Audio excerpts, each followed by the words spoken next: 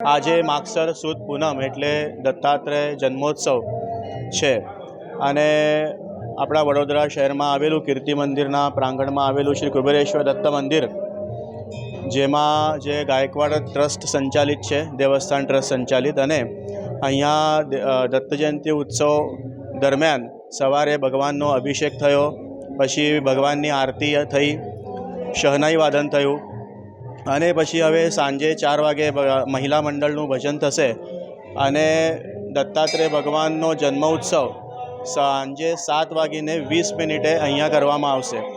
અને એના પહેલાં 6 થી 7 દત્તાત્રેય દત્તાત્રેય જન્મ કેવી રીતે થયો એનું જન્મનું કીર્તન પણ થશે અને પછી 9:30 વાગે રાતે ભક્તિ સંગીતનો કાર્યક્રમ રાખવામાં આવ્યો છે.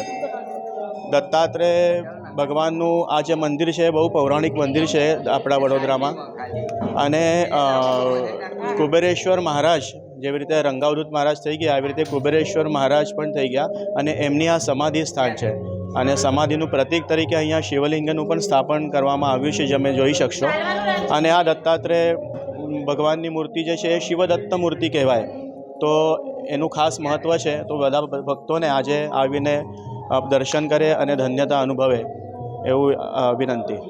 આ 1936થી નૂતનીકરણ થયું હતું આ મંદિરનું, અને એના પહેલાંથી લગભગ 1860થી આ મંદિર અહીંયા છે અસ્તિત્વમાં.